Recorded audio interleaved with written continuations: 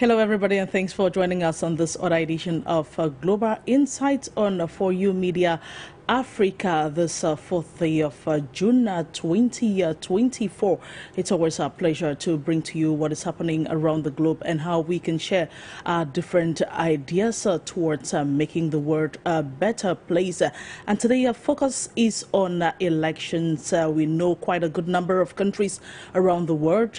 It is the election year for these countries. And of course, today we are going to be looking at countries like South Africa, India, and Ukraine, where elections have taken place, as well as elections are yet to happen in these countries. The 2024 elections in South Africa marked a significant turning point in the country's political landscape. The African National Congress faced stiff competition from emerging political parties, leading to a more fragmented parliament. Despite this, the ANC managed to retain a plurality of seats, but is forced to form coalitions with smaller parties to govern effectively.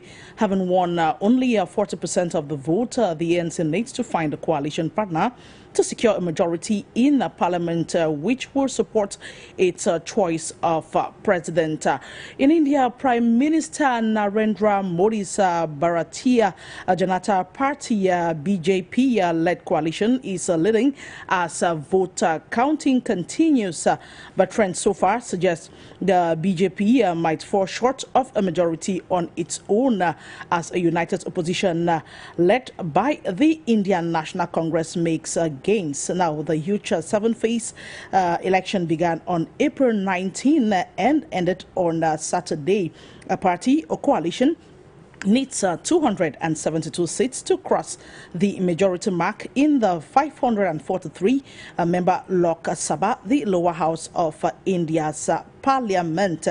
And meanwhile, in Ukraine, presidential elections were scheduled to be held in March or April 2024, but due to Russia's invasion of Ukraine on February 24, 2022, the Ukrainian government enacted martial law. The Ukrainian law does not allow presidential elections to be held under when martial law is in effect. Now, Ukrainian President Volodymyr Zelensky said last November that discussions about the fate of scheduled 2024 elections are irresponsible as the country is locked in a war. So today we are going to be talking about the elections and the impact it has on the balance of power. And today we are going to be discussing on this very important issue because around the world elections are seen as a form of democracy, a way in which people can elect leaders that will run the country for a specific period of time depending on the country's constitution. And this day we have some gentlemen and a lady to partake in the program. And joining us from Russia, we have YULIA BERG. She's a political scientist as well as the founder of GLOBUS Experts Club. Hello, YULIA, and thanks for joining us on the program this day.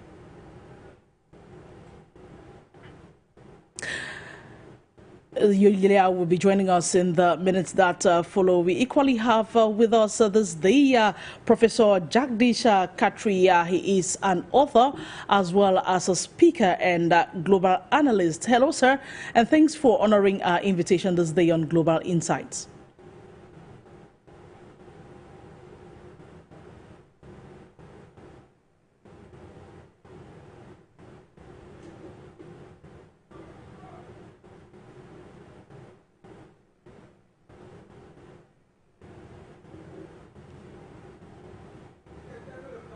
I'm sorry, I did not, hello, everyone.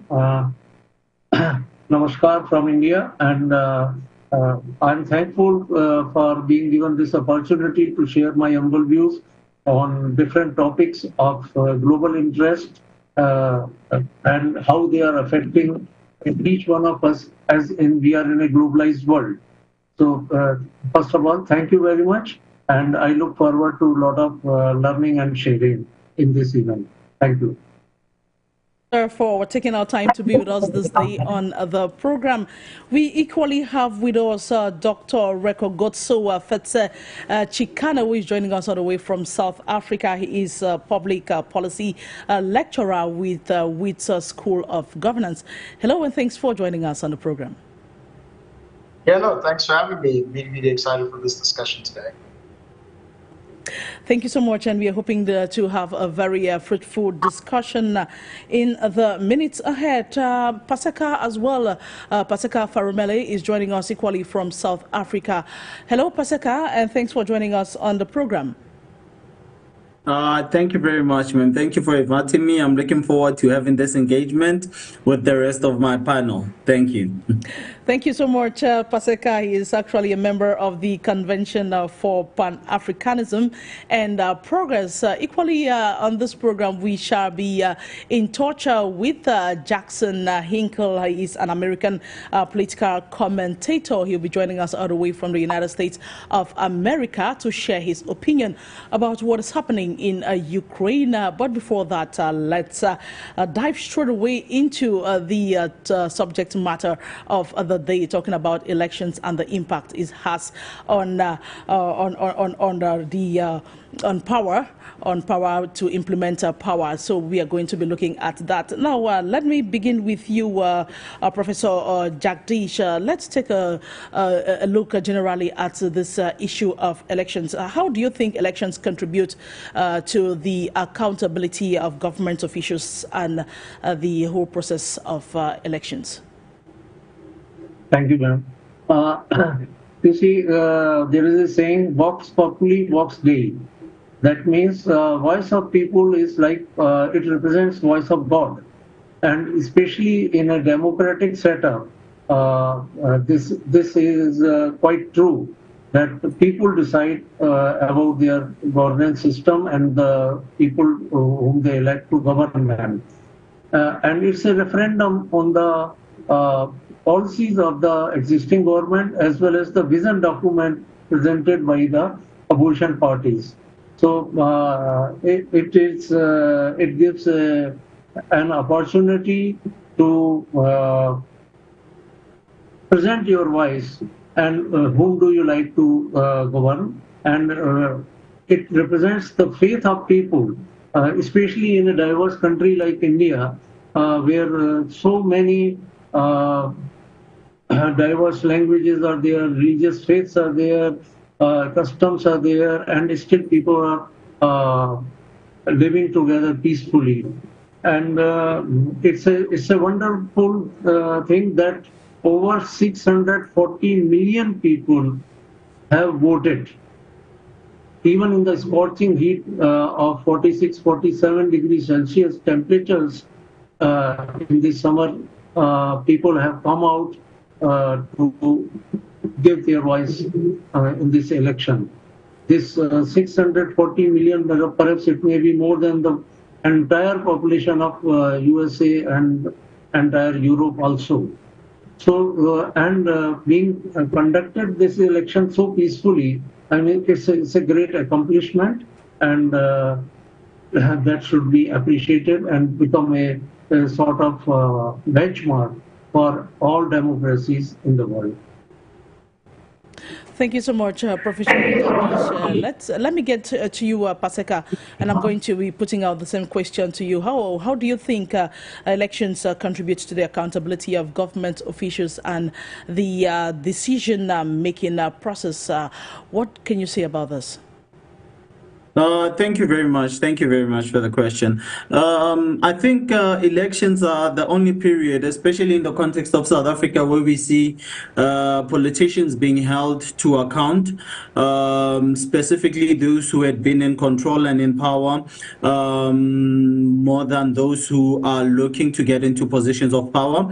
So initially I had said that these elections, in the previous engagement that I had with the channel, I had said that I do not see why there is this rhetoric going around that these elections are the most important elections that we've had as of late and why they're important. But I think after what happened with the actual election in the previous week, I now think they might be be the most pivotal elections that South Africa has had as of late.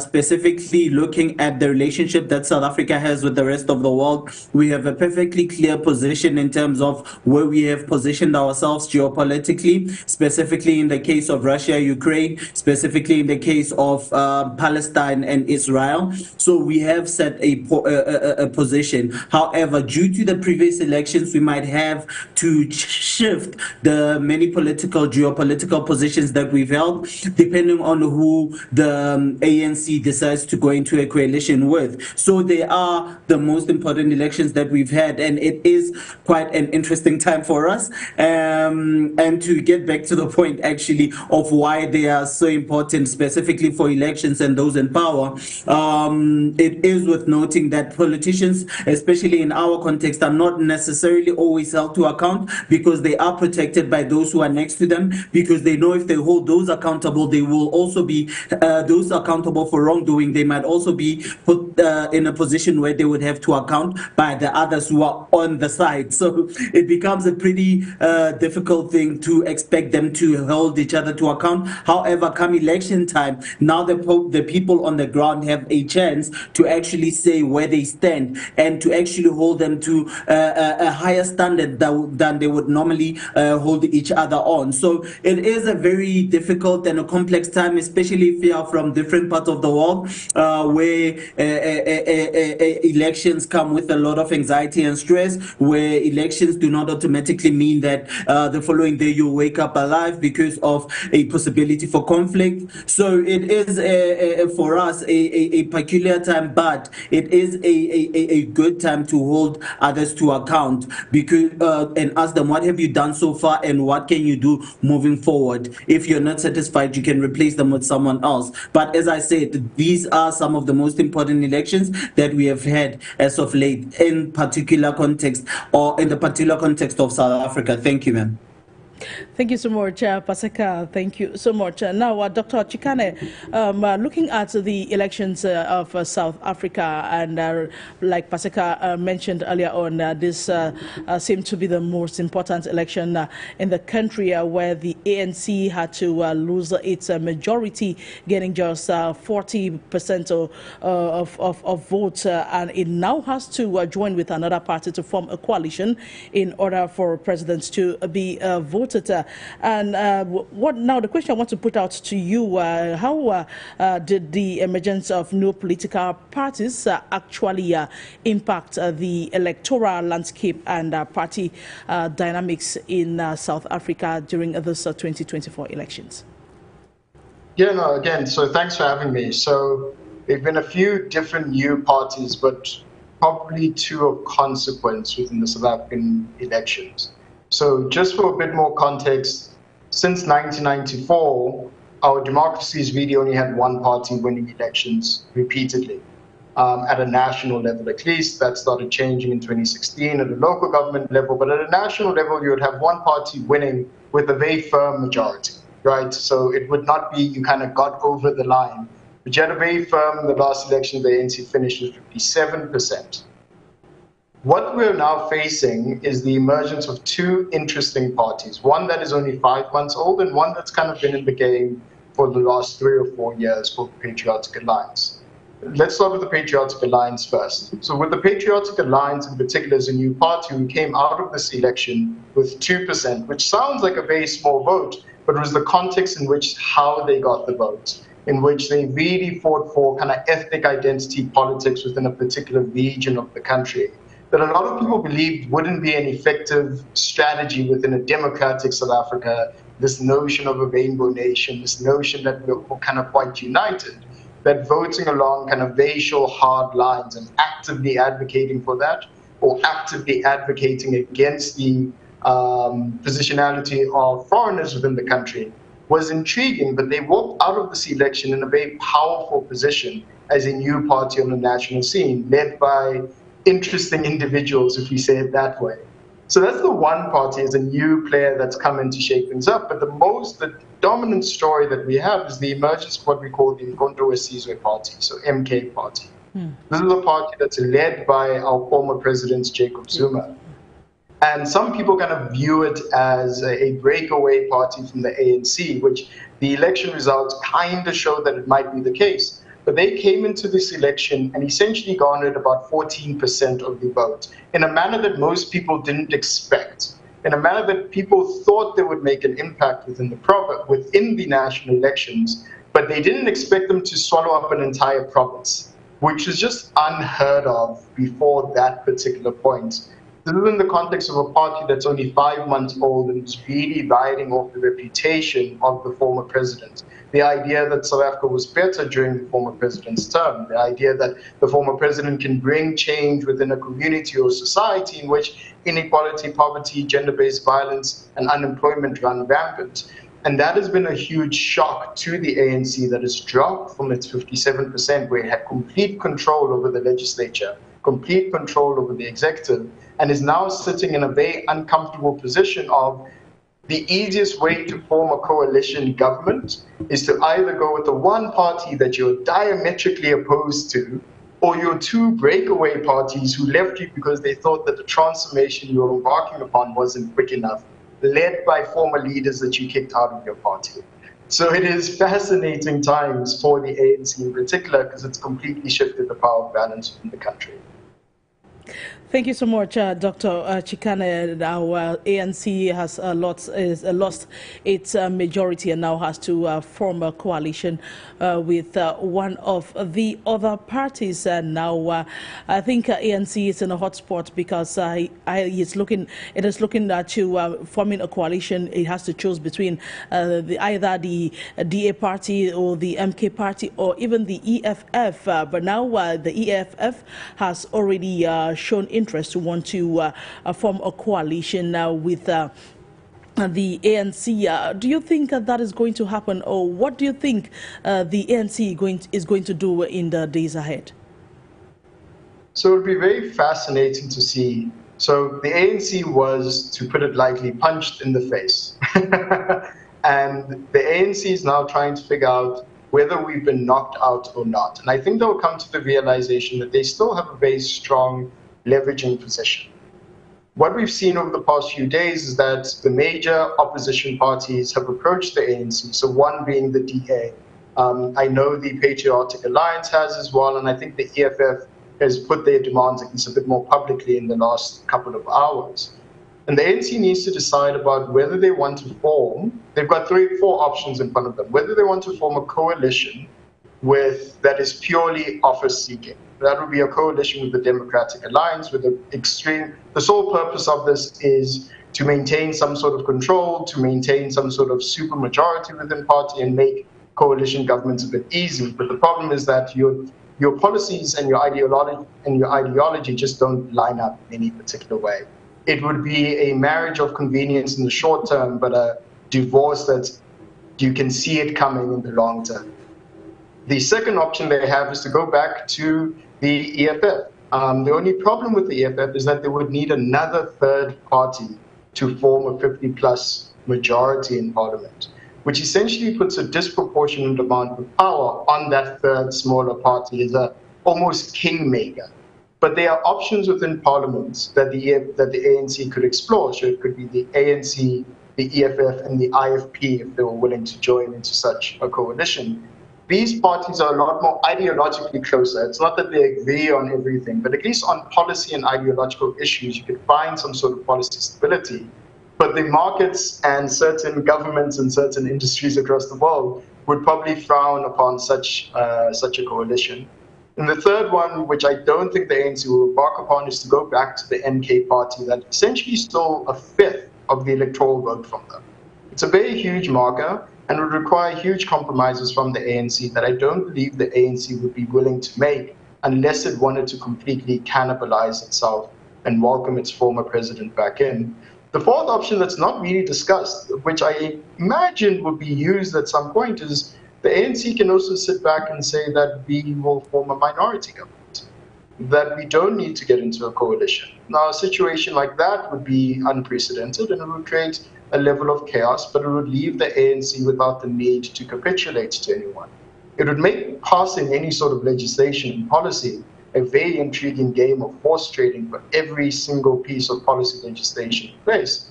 But that is another fourth option that they have, and the crisis is a strong word, but the difficulty is that all these organizations have only 14 days to negotiate a coalition, compared to other governments across the world where you could have a couple of months to come to a conclusion about what your government will look like. And that's really that time pressure, the ideological differences, the old egos and the whole history between people will be probably the most important factors to consider about any ANC coalition going forward. Right, the ANC seems to be on a hot seat right now to make that decision of either forming a coalition and, of course, which party it wants to form a coalition with. Now, let me get back to you, Professor Jagdish. Now, when the results of the South African elections were proclaimed or were given on Sunday, the incumbent, President Cyril Ramaphosa, he actually said that these 2024 national and provincial elections constituted or actually represented a victory for democracy, constitutional order, and for all the people of South Africa. Do you agree with the president in what he said? Is it a question for me? Yeah. Yes, sir. Yeah. I think, you see, it's an era of transitions. And you see, rather we can say it's an era of coalitions. And because people want their representation from all sections of society. So although there may be some projections that one particular party or the ruling party is gaining all the seats majority, but it may not reflect truly into the election results. As we have seen in India also, just 2 days back, there were exit polls after the elections, and there were all of the exit polls, more than a dozen, they all showed that the ruling party of Bharatiya Janata Party, led by Prime Minister Modi, is gaining single-handedly all the majority and more than 400 seats out of 543. But although that, as you have shown, that inspired stock market to rally, but in today's result, it is not getting reflected.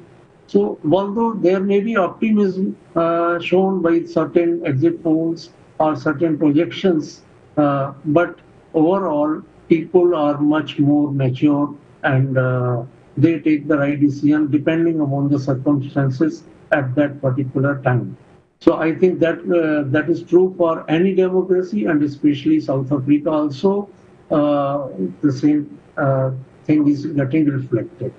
So that's my humble view from a distance. Thank you. Right. Thank you so much, Professor Jagdish. Let me get back to you, PASEKA. Now, this is the first time that the ANC party in 3 consecutive terms has had to witness this kind of result in elections in South Africa. Now, what were some of the key factors that influenced voter turnout and engagement in this 2024 elections in South Africa? Thank you for that question. It is quite easy. I think more than anything, the ANC did not lose to the extent that we think it has lost. Because I was in shock. I had not expected the ANC to go below majority. In my thinking, I had thought that it would take a lot of time. But one thing I was not taking into account is the impact of the MK. More than anything, the ANC did not necessarily lose support from my own point of view. However, what they did was that they shedded their support to the MK. Those who were unsatisfied from the ANC decided to join the MK, because if you look at the numbers of the people who actually, of the MK's total votes, it's closer to the number of votes that the ANC lost in the recent election. I know that there are others who are arguing that a lot of the EFF supporters went to the ANC, maybe some of the smaller parties, that's why they didn't come out as much as we thought they would, because of how much they were, how much we've seen them in media and in the social media spaces and etc. But from my own point of view, I think the main thing is that they lost a lot of that support base to the MK instead of anyone else. And with that being the reality, I think we might be in a very peculiar and a very difficult position as South Africans, because of those ideological differences that I think Dr. Chikane spoke to, ideological differences between who we are likely to see a coalition with, the ANC, and who they are likely to go into a coalition with. And in this context, I think we find ourselves in one peculiar and in one difficult position that might lead us to a bit of instability, and that would be the coalition between the ANC and the DA. I do understand, and I do hear a lot of people saying that this is a market-friendly coalition, but from a practical point of view, how is it possible to pull two sides who have a lot of ideological differences and try to pull them towards one direction for the next 5 years or so? It becomes very difficult. So I think the reality of a coalition in the country would have to be along the lines of ideology, outside the lines of who is more who is the highest numbers. So I think more than anything, we might see a coalition that is multi-party, a multi-party coalition, specifically between the ANC, the EFF, the IF and the IFP, if I'm not mistaken, I think the Patriotic Alliance. Even though we go back to that argument of ideological differences, because the EFF has presented itself as a Pan-African party, while the PA has presented itself as a nationalistic party. So those two ideologies, they will obviously clash a lot, and for them to get into agreement to push policy will be very difficult and very complex. And I do understand that some people have observed the ANC as somewhat a leftist party, but I do think that the ANC is something of a centralist centric party, where its ideologies and philosophies historically have been said to be pushed towards the left. But if you look at them in practice, they are very center, and somewhat to an extent, specifically things like the economical approach is even not even central, so towards the right. It's a capitalistic system which they've been pushing, even though they've been historically they had been known to push a communistic approach to the economy. So you see, now it becomes a bit difficult for you to make out the best coalition, the most functional coalition, when you look at where the ANC is and who it's most likely to work with. But as I said initially, I think that the most realistic approach and the most successful coalition that would work for our country is one that would include parties that are more closer ideologically to the ANC than those that are on the polar ends. I hope that I spoke to your question. Exactly. Yeah, you know that anything that is similar is going to match. Of course, parties that don't have the same ideologies can, of course, not make things function and move in the right direction. It will only be normal for ANC to want to form a coalition with parties that have same ideologies or similar ideologies as the ANC. Now, you made mention of the fact that we had some of ANC did not actually lose, according to you, because there was this movement of there were some fracture or fractures in the party, with with President Jacob Zuma leaving the party to join the new party, the MK party, and now, of course, some of ANC supporters had to move with that. But now the question I want to ask is if the ANC-led government's performance in its previous term actually influenced voter decisions in this 2024 elections, and if that is the case, to what extent did that actually happen?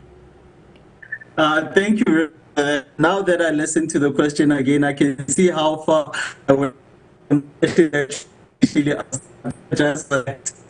So I think the ANC in itself has actually contributed significantly to where it is today, because for the last few years, I think a decade and a have been consistently complaining about the same thing, and that is the levels of corruption in the country, the amount of crime that is in the country, and as of the last I don't know, 5 years or so, we've been complaining about the consistency of load shedding, which is for those who don't know, an electricity sharing system where, to reduce the load on electricity supply, you have to take away power for a short period of time, specifically 2 hours, depending on the level, so that others can have that consistency and the system does not crash. So that is basically the basic idea of what load shedding is.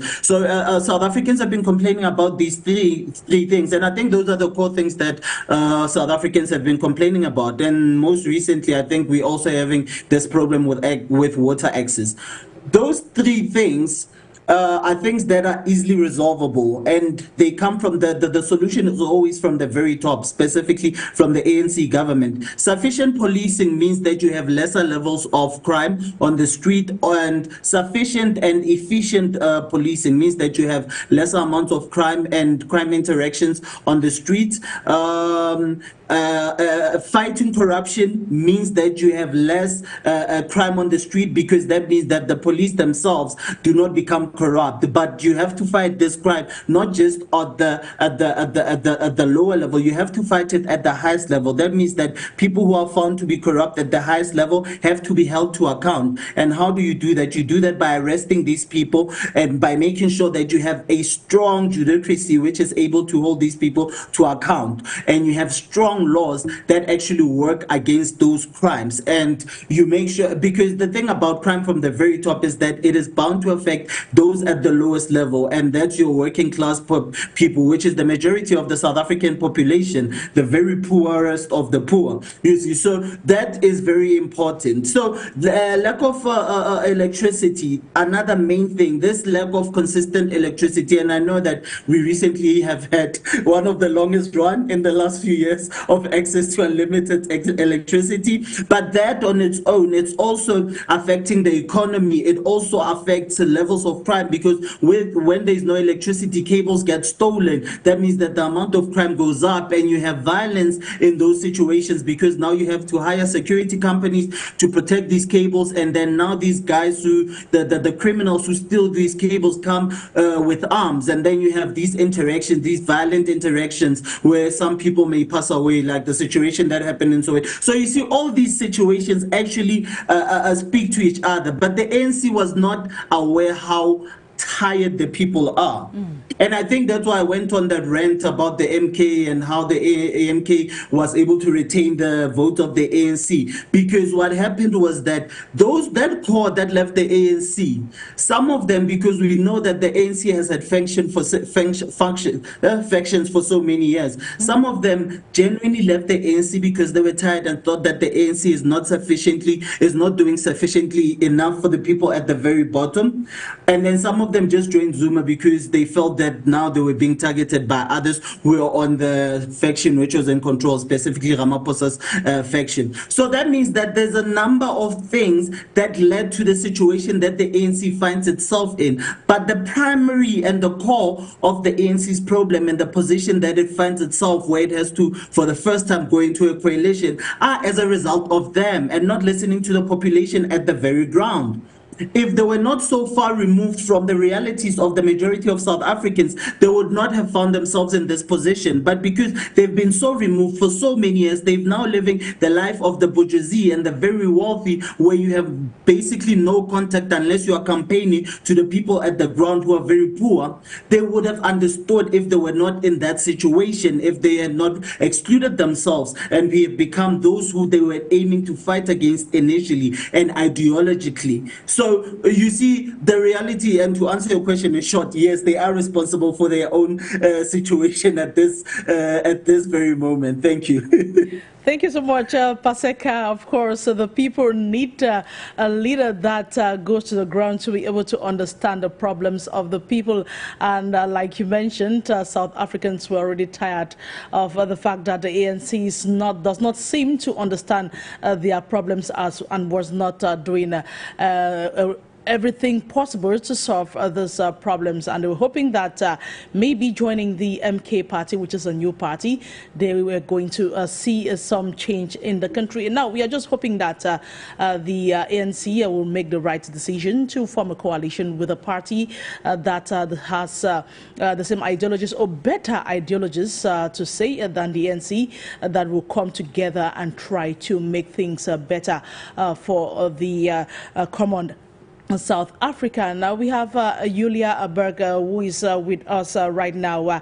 She's a political scientist as well as the founder of a GLOBUS expert club. Hello, YULIA, and thanks for joining us on the program this day. Hello, it's always a pleasure to be a part of the program.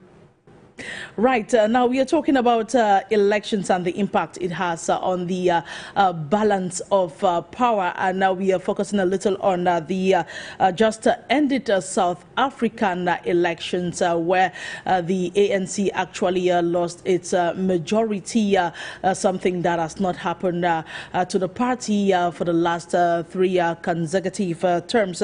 Now, after the election results were proclaimed, President Cyril Ramaphosa actually said that this 2024 elections in the country actually represent a victory for a democracy, constitutional order, and for all the people of South Africa.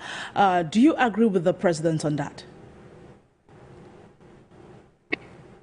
Well, yes, that point of view definitely has the right to exist and is rooted in the current situation. Yet, I would like to highlight in regards to the South African election, just as the previous speakers have mentioned, that the ANC basically has done almost everything it could to lose the position that it had, as some of the credit of trust that was given to the political party itself and to its leader was misused. And unfortunately, instead of seeing progress in the last several years, not just the people of South Africa, but also representatives of the international community could see that some of the issues were too complicated to deal with for the ruling party. And I think that that's one of the key reasons why the voters have demonstrated the desire to see some new faces and to see some, let's say, fresh blood flowing into the political system, as the ANC seems not to have overcome its maturity crisis. And instead of adapting to the current demands of the people, it chose to stick to the practices that it has been using lately, which probably is not exactly what the people are demanding. But what's important regarding the election itself is that the people were able to express their political opinion through the vote in an open and free way. And what is also good about it is that we didn't see as many scandals as could have taken place, even though there were separate episodes of very hard legal cases ongoing, including the one that has touched upon the political life of the ex-president Zuma. we could see some violence reported by the police and some violence breaking out in between representatives of different political parties.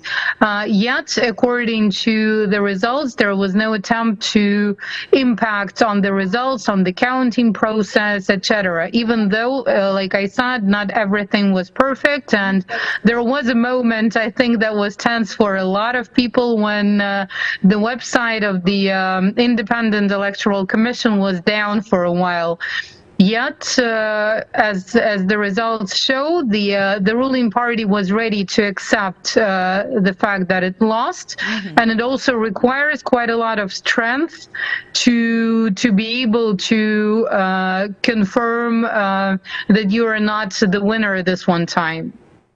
Right. Now, the ANC in the days ahead needs to form a coalition with other parties, or with another party, to be able to have that majority in parliament and to be able to elect a president. And they actually have 14 days to do that. Now, talking about this coalition, how does the coalition building process in South Africa after the elections actually reflect the need for the political cooperation and consensus building in the country?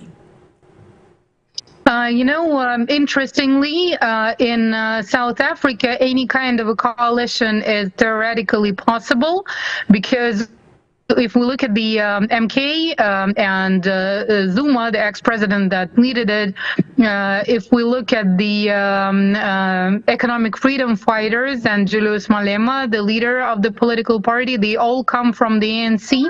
If we look at a lot of the smaller parties, they also emanate somehow from the ANC, or their leaders have started their political career in the ANC. And what those smaller parties are trying to do, to a great extent, is just to come back to the roots, to the very to the key documents, key manifestos, and key, let's say, points of the ideology of the ANC itself. So coalition with any of those is quite possible.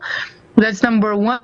And number two, given the fact that a lot of the ANC representatives and leadership have various kinds of ties with the ones related to the Democratic Alliance, and we have seen examples or attempts to form such coalitions at regional levels.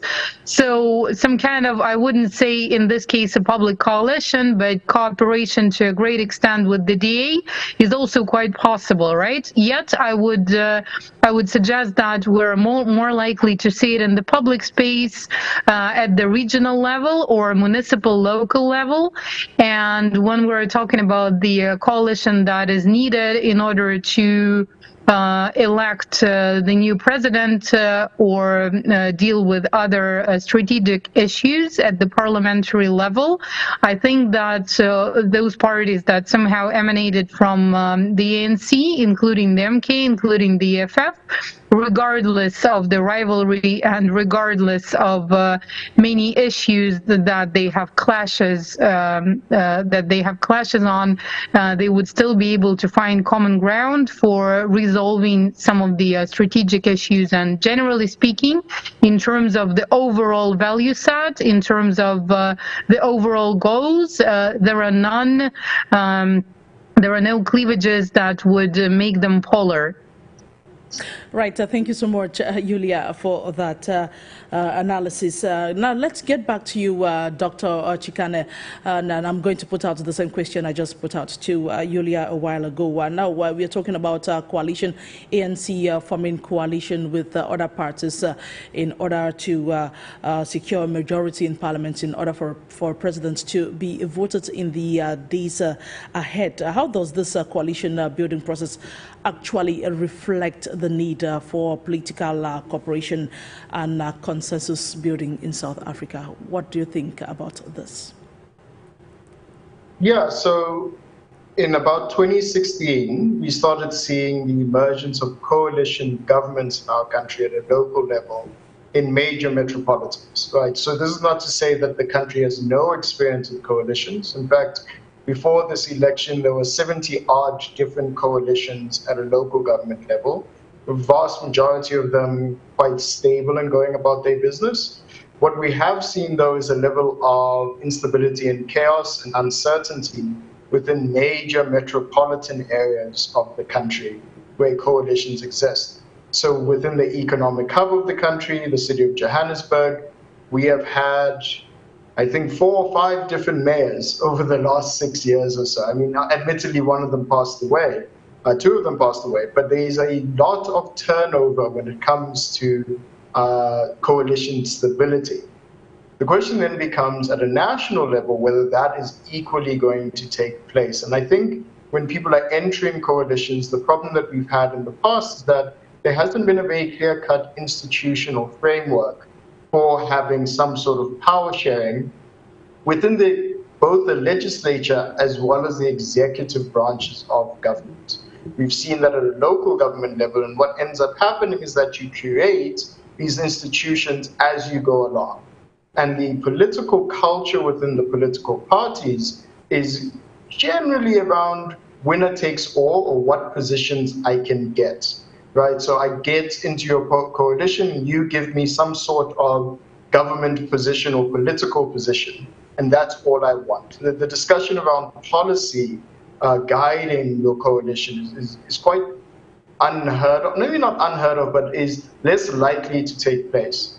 Now, you can get away with it at a local level, but at a national level, you probably can't. So the question then becomes, how do you get political parties whose culture, when it comes to coalition, is about winner takes all, and shift that towards a culture of power sharing? And that type of compromise requires political parties, especially the ANC, to say, here was our original legislative agenda. These are the things we're willing to let go of. And other parties coming in and saying, this was our hypothetical legislative agenda, thinking we would be in opposition. Here's our one thinking that we could be in actual government, and seeing where we can compromise as well. There will be a stalemate for certain parties that will have big red lines of, we will not cross this path, right? So for instance, if an opposition party comes to the ANC and says, we don't want Cyril Ramaphosa to be the president of the party in order for you to get our votes, the ANC's made it very, very clear that they won't be negotiating around whether Cyril Ramaphosa is the president of the country or not. That type of horse trading will be taking place over the next 2 weeks, 10, 15 days or so, probably 10 days, as people come to some sort of conclusion. Now, as I said before, I think the ANC will soon realize that it is in quite a strong negotiating position because of it is difficult for the ANC to create a coalition because of the ideological differences. Imagine the difficulty of all the other parties trying to create a majority government themselves. And I think that will play a crucial role around discussions around power sharing, discussions around power sharing at a national level, and we haven't talked about it, but at a provincial level as well, where the ANC has lost provincial power in certain provinces. And that is all going to play into the negotiations and the horse trading that takes place over the next 10 to 14 days. Right, Dr. Chikane, thank you so much. Now we are talking about elections and the impact on the balance of power. Do you think that, now we are looking at it now from a general perspective, do you think that in order for a country to move in the right direction of things to run smoothly, it is important for the ruling party to take into consideration the ideologies of other parties? That is to say, there should be that cooperation between political parties in order to have better governance of the country? No, and mostly because it's such an unfair question to ask of a political party. To say, you've got the majority vote, but you must bend the knee at the same time so that you can accommodate your competitors in one way or another. I think South Africa's democracy has reached a maturity point and a consolidation of its democracy, right? So we're all in uncharted territory. We've gone from having single-party dominance to now some sort of power-sharing agreement. I think there is no need to go back to the old logic of the post-apartheid government of national unity, where you had to put aside ideological differences because of the huge racial divides that were permeating in society that required everyone to come together. I think the maturity of our politics is that we are now 30 years removed from that moment. It's not to say that racial divides are not prevalent in any particular way, but they don't pose the risk of systemic threat to the country in any particular way. So do I think the ANC or any other party should forego their ideology in order to create a government? I think asking them that question would be scoffed at, right? It's more about what policies from our ideological stance are we willing to compromise and what are we not willing to compromise? And how do you find that middle ground in order to provide services for citizens, to fix basic issues, to professionalize the civil service, whatever the basic bread and butter issues are, how can we provide those as well as the huge macro level policies as well? And I think that's really going to guide the discussions. I don't think any party would be willing to ideologically compromise, maybe except one in particular, and that could be purely because they just want to get into government. But outside of that, I don't think the ANC will compromise in that position, but will most likely push for some sort of policy agreement. Right, thank you. Actually, what I was trying to ask was, is it possible for the ruling party to be able to welcome another party? That is to say, they come together, they share their ideologies where they can agree, where they can disagree, they disagree, but for the benefit of the entire nation. Oh, 100%. I think it works in their benefit. Otherwise, they all lose their pensions overnight. It works in the ANC's favor to form a government with whichever partner there is. Because if you don't, that fourth option I talked about a minority government, would be a complete change in the logic of the party that would cause so much internal strife and uproar that it probably isn't worth their while. I think the ANC is willing, and has shown they've been willing, both in the press conference from Fikile Mbalula, the Secretary General of the party, is intimated as such, as well as the President, that they're willing to partner up in order to form a government. And a lot of this is because it is easier to show you can govern when you're in power than if you're not in power. And I think that'll be the dominant logic that the ANC will use and will partner up with anyone except one or two parties in order to form a government by the time the inauguration happens. Right, Dr. Chikane, thank you so much. Now we have been talking about the South African elections. Now the ANC has the ball in its court to pick from which party it wants to form a coalition with to be able to form a new government and to elect a new president. And of course, they have just 14 days or so to do that. Now we also know that elections happened in India this year, and vote counting is still underway. The final results of this election have not yet been proclaimed, but the BJP party of the Prime Minister Narendra Modi, that's the Bharatiya Janata Party, it's actually leading a coalition, and they are currently leading in the vote.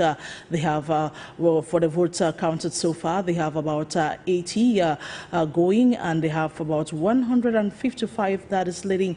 That is to say, where they have won the number of seats they have won so far. And now my next question is directed to you, Professor Jagdish. Now, looking at these elections and the BJP of Prime Minister Narendra Modi, that has been leading the country for quite a while now. How did you think the country's, the parties, beg your pardon, the parties' campaign strategies and messaging resonate with voters across different regions and demographics in this 2024 elections in India? Thank you, Madam, for the question. If we have to describe the Indian election in one sentence, it will be that the democracy has won in India. Because for any effective democracy, there has to be an equilibrium at the power structure. Opposition has to be strong enough to raise voices of the people, which we have not seen during the past 10 years because single largest party was having enough majority to rule the country, although there was a coalition. But now the people have voted for balance of power. And they have, the big thing that has happened is, although there have been a lot of achievements during past 10 years, like in infrastructure development or raising the voice of India at the geopolitical levels quite well, organizing a very highly successful G20 meeting, bringing all the African Union nations into G20, and so many, and in economy coming to fifth largest economy in the world. So there have been a lot of achievements. But yes, still people have thought that there has to be a more balance of power, and they have not been swayed by the charismatic personality of Prime Minister Narendra Modi ji, and they have neither been influenced by the election time rhetoric of political parties, which has been sometimes on diviso lines. So there is an indication that people want an inclusive government structure where all sections of society are represented well, and their voice can be heard at different forums on basic issues of life that affect each and every Indian, that is related to unemployment or social equality or the high inflation, etc. So it's more a vote for centrist policies rather than little right of the center policies.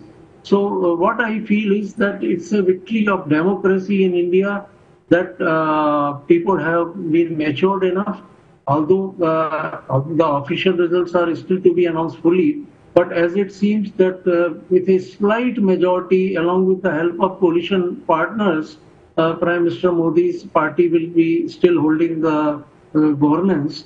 But still, since they will be dependent upon the coalition partners, which like you said, for the South Africa, they have different ideologies. So we must admit that at political levels in any democracy, more than the ideologies, the shared interests attract the parties, and their political interests or the interests of the constituencies that they represent. So that is what we are going to see, that there will be a coalition government after 10 years of a single party majority government. But I think let's hope that it brings in a better era of more inclusive policies and representation of all the societies, and bringing in more social harmony and more social equality. All right.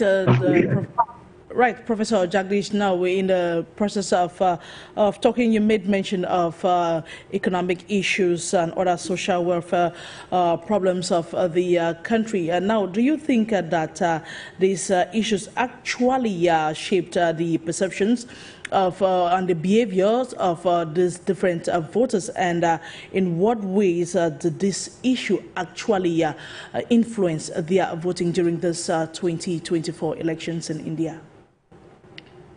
Yeah, thank you. You see, although on one stage Indian economy is said to be rising, but there is a perception that inequality is also rising, so that rich people are getting richer and poor are getting poorer. And the middle class is crushed with the high inflation rate. The biggest factor that has been influencing this election has been the high rate of unemployment.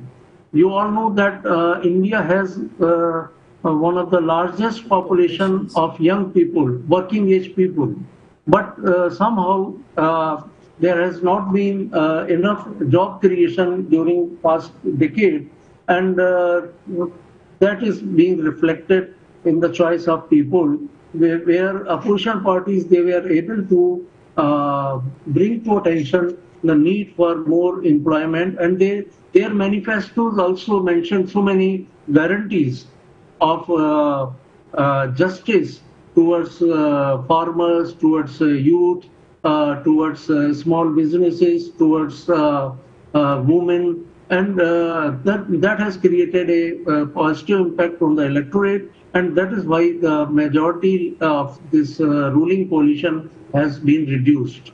But I think it's better for the democracy where a strong opposition is there and there are checks and balances on the use and misuse of power. So there have been a lot of achievements of Modi ji, and he has a stronger vision also. But I think it requires little more centrist approach in solving the problems that we will see in the near future. Thank you. Thank you, Professor Jagdish. Let me come back to you, Yulia. Now we are looking at the elections in India. It is said that, or it is reported that more than 542 million voters actually went out to the polls to vote in these elections. When you take a look at this population, the numbers, how well can you analyze the democratic process in that country? Well, it's important to say that this election was not only quite historical, but it also made it to the Guinness record book, as if I'm not mistaken, it was the biggest number of voters ever that have casted the vote during the election.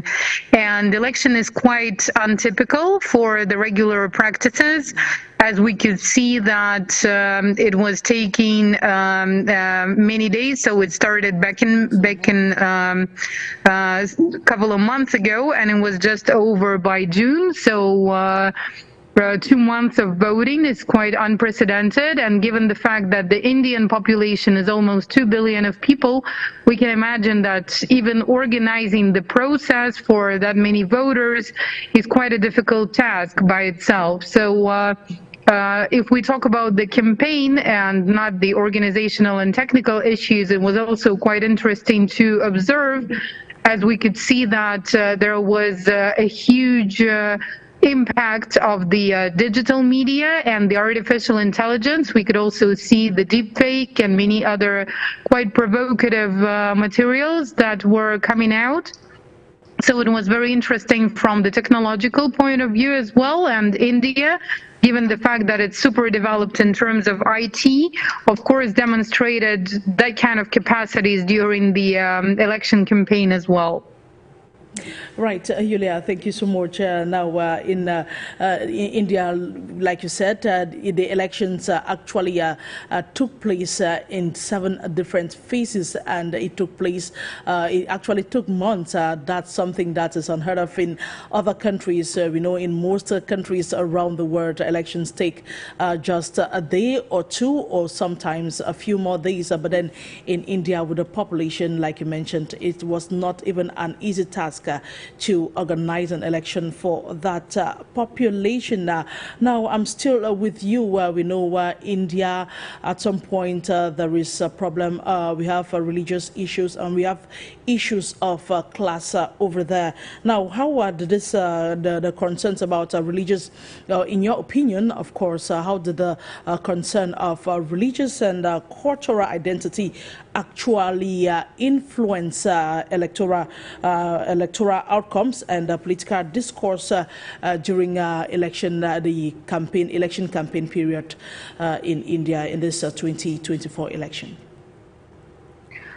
Yes, India is incredibly interesting in terms of the various religions that we see present in the country. And when we talk about absolute numbers, it has the biggest number of Muslim population, for instance. At the same time, there are various kinds of other religions and belief systems.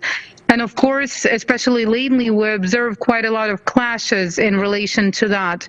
Yet at the same time, we see that Modi, during his previous term, managed to establish a system that allows to have certain checks and balances and keep the situation under control. So I think the situation in regards to security and ability in terms of representation is pretty much under control, which is definitely an achievement of the government. Right, thank you so much, Yulia. Of course, the current government, like Professor Jagdish mentioned earlier on, the outgoing government, of course, we are hoping results are actually showing that they are still in control of things, and they might actually win a third term. And he mentioned that Prime Minister Narendra Modi has actually done quite a lot for the Asian country, but then Indians are still hoping that more needs to be done. Let me get back to you, PASEKA, and we are talking, I'm still coming back to this issue, the population of India, and how the authorities in that country actually succeeded in organizing these elections. Now, when you take a look at the numbers, talking about more than 542 million voters, and that's actually quite one of the biggest numbers of voters that have gone out to elect leaders in their country. How do you think that the country actually handled these numbers? Do you think it was an easy task? I don't think it was an easy task. It can never be an easy task to handle elections in the first place, and worse so elections of that magnitude of over 500 million people. I'll give you an example of why this can never be easy. South Africa was recently dealing with an election of what's the total? Is it just over 20 million? I'm not sure about the specific number, but it's a relative way lower number than the actual amount of people that had to vote in India. But because of the underfunding of our electoral body, the IEC, we saw a lot of chaos. So what happened was the lines, the queues were too long. People became impatient. A lot of them left. We felt that the system in place was inefficient, and we saw those errors that have become quite popularized in the Western Cape, where the people believe there was a miscounting, some attributed it to corruption and whatnot. And imagine all of these problems within such a small population, such a small voting population. Now imagine with 500 million people having to go into a voting points or stations and having to vote in that situation. It is very difficult. But the fact that we have not had any major hostilities that I have been cognizant of or paying attention to means that the election was quite brilliant and it went quite well. And I know that, as I said initially in my introduction, that elections can be quite hostile.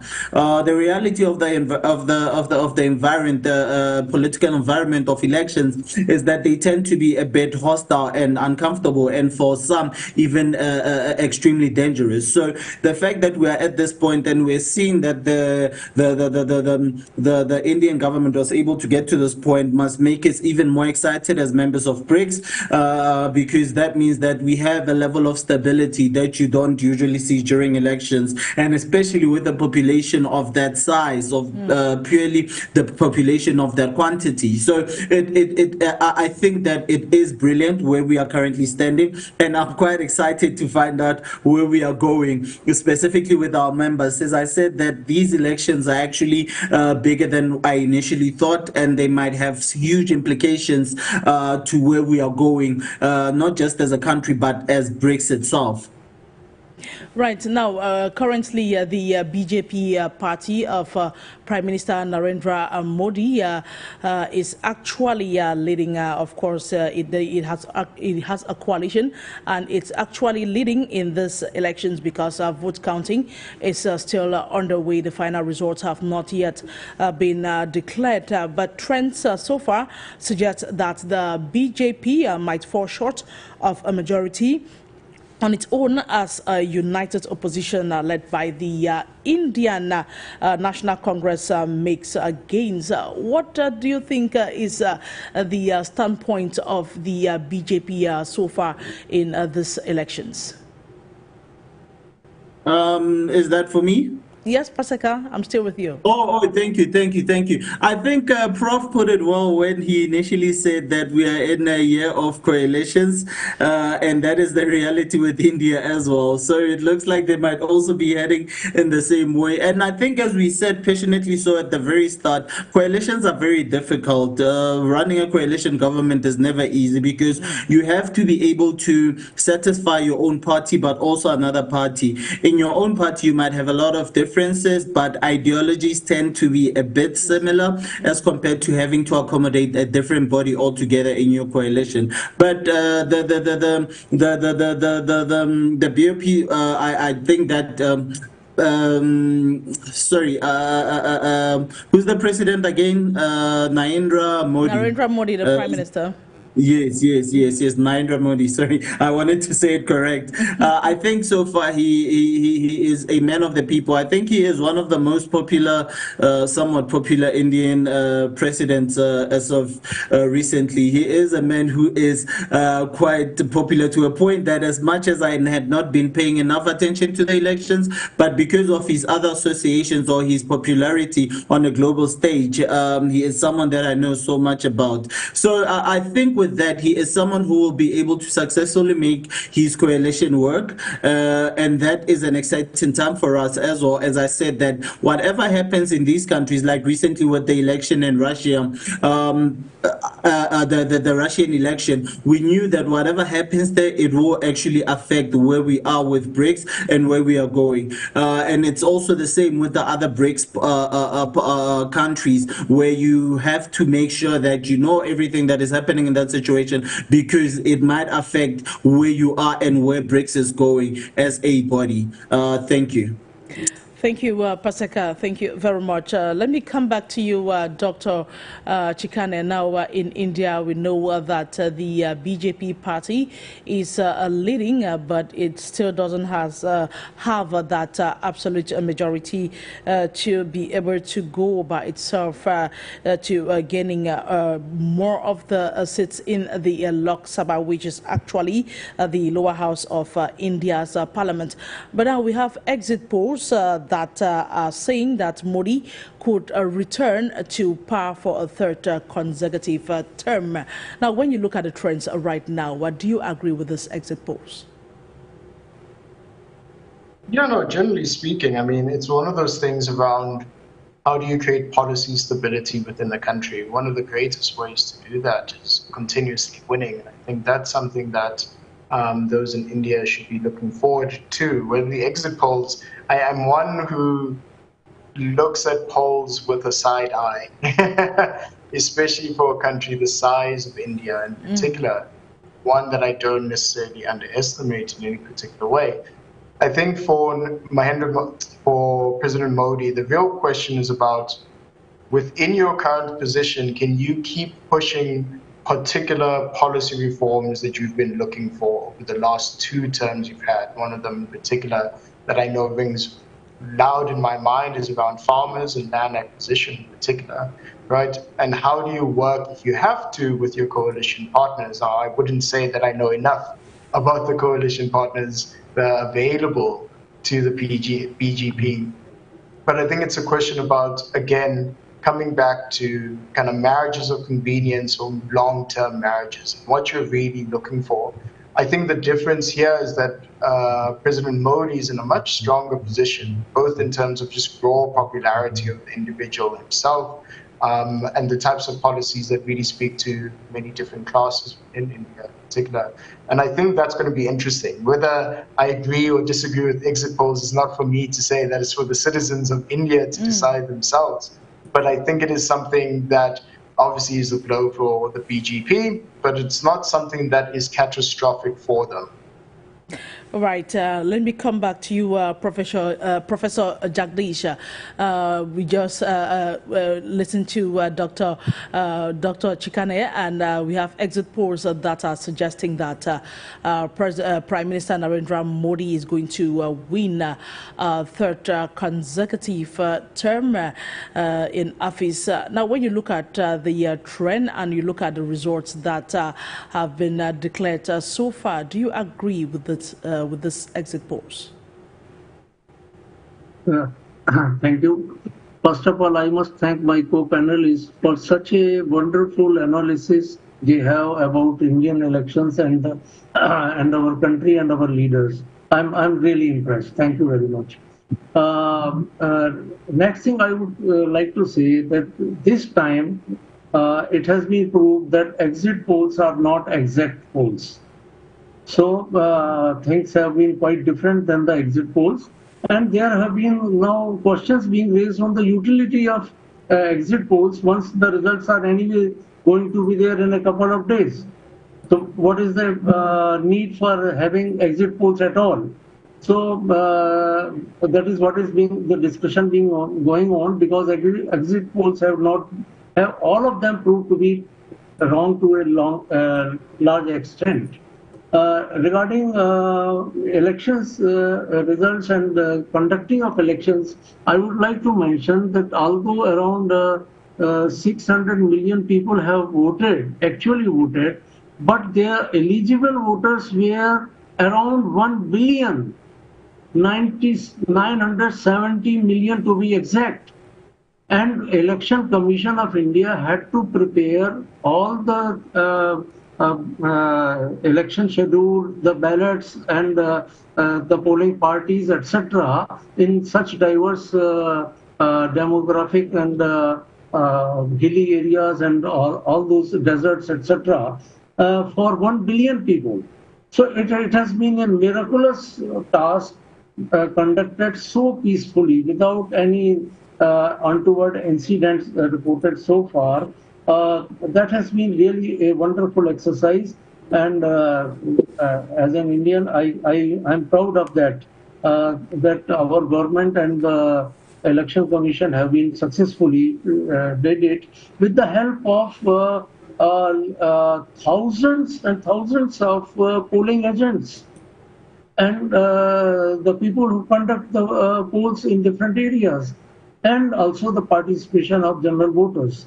So it has been a very wonderful exercise, and I think securing a third term for any leader is a great achievement, and we cannot ignore that. Once you are in power for a decade, anti-incumbency things do come.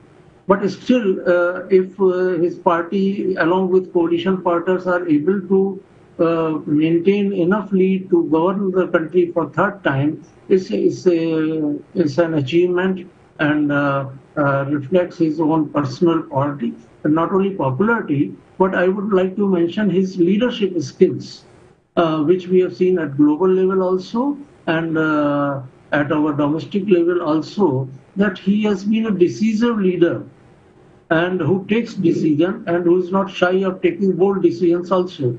So we are sure that his policy of reform, perform, and transform, this will keep going on in his third term also, but with checks and balances being put into place by a stronger opposition than the previous decade. So that in a sense speaks in short the election results of this country. Thank you. Right. Now, if Prime Minister Narendra Modi were to secure a third consecutive term, what are some of those things that Indians are looking forward to the Prime Minister reforming or changing in his governance, in his government, that will actually meet the needs of the common Indian? See, one of the most important things that people are looking forward is creation of jobs. because younger population is getting restless. And we have got, millions of skilled people also, educated young people also, and they are in search of jobs suiting their skills. So we have to remove unemployment and underemployment. That is the first priority. Secondly, agricultural reforms and agriculture sector, there is a farm distress being observed, and they need more support for maintaining the agriculture production also. Third thing that is in mind is of the people is more security at social level, because there have been incidences of injustices being incurred to lower cost people or to women, and people now want a more safer environment and a more social harmonious environment, to be frank. There has been a perception that corporate houses are getting more benefited than by the policies, but now that impression has to be corrected, and small and medium business, they also need support to come back to life and give their role in the building of the nation's economy. So there are a lot of challenges as well as a lot of opportunities that are in place, and we look forward that these challenges will be met with the decisive leadership and as well as inclusive leadership that we will now see, and there will be the opportunities that are there, not only at domestic level but at geopolitical landscape also is presenting a lot of opportunities to third world countries and to especially to India, and India will play its true role in shaping the global agenda also, that will benefit all the third world countries also. Thank you. Right. Now, Indians are counting a lot on the government that is going to be in place. And of course, our fingers at this time, considering the votes that have been counted, are pointing to Prime Minister Narendra Modi. And he has to solve the problem of unemployment, like you mentioned, Professor Jagdish. Now, let's move over to talk about Ukraine.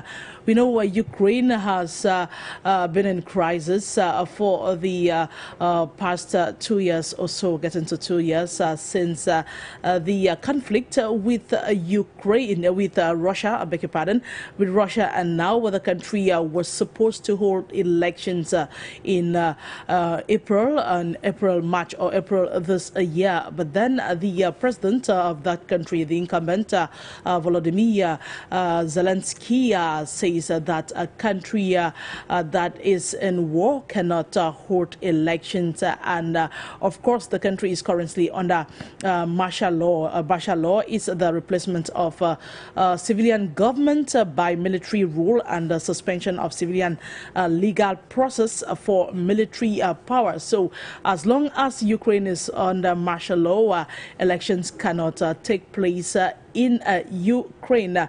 So the president says that if the country continues to be in war, elections will not hold in Ukraine. So we are going to be looking at that right now.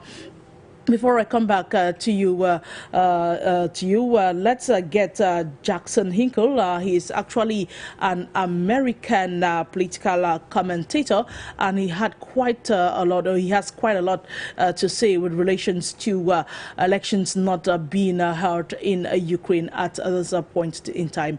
Hello, Jackson, and thanks for joining us on the program this day. How's it going, everybody? Jackson Hinkle here. Today I want to talk about President Zelensky, or should I say former President Zelensky, because as you all know, Zelensky's been labeled as the champion of Western democratic values and human rights for years now. They said he is what we are fighting for. We are fighting to uphold our Western democratic values. Ukraine is a democracy, right? The only thing with that is that Zelensky was supposed to just have elections in Ukraine last week, and he didn't. He said, no elections. We can't have elections. There's a war raging, and because of that, we can't have elections. Now, of course, they want you to forget, if you live in the West, the mainstream media isn't going to tell you this. They want you to forget that each night when all of those Ukrainian government officials drive home to their wives, probably not their kids because their kids are in Paris, London, Miami, right? But when they drive home to their wives in Kiev, they're driving home in a brand new shiny Rolls Royce, $300,000 Rolls Royce. All of the military garb that they wear, the dirty tennis shoes that they wear to go shake hands with Macron or NATO leaders, that's